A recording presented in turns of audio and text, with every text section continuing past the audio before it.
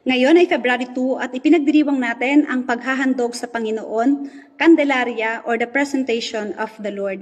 Ngayon ang ika-4 na araw mula noong December 25. Sa kapisahang ito, inaalala natin ang tatlong events. Una, the purification of mothers.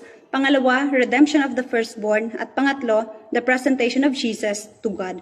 Purification of mothers dahil sa batas ni Moises, ang mga babaeng nagsilang ng anak o ng sanggol ay i-consider as unclean, maliban na lamang kung sila ay mag-aalay ng handog para sa purification sacrifice. Ito ay after 40 days at ang dala nilang handog, 2 turtle doves. Ibig sabihin, sina Maria ay mahirap. Hindi nila afford yung lamb offering. Redemption of the firstborn. Sabi rin sa batas ni Moises, ang mga firstborn ay kailangang tubusin ng 5 shekels. Pero hindi ito binanggit sa Gospel ni St. Luke. Why? Dahil si Jesus ay hindi naman kailangang tubusin because He is holy. Sabi, di ba? He is the Lamb of God.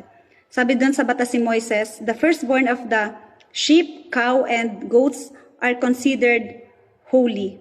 At ang kanilang dugo ay i-offer as a sacrifice na magpapabanal doon sa mga offering. At ito ang ginawa ni Jesus. Nag-alay ng kanyang dugo. So Mary offered the perfect sacrifice. Ito rin ay tinatawag na Candelaria bilang katuparan sa sinabi ni Propeta Simeon, a light for revelation to the Gentiles and for glory to your people Israel. Si Jesus ang liwanag ng mundo.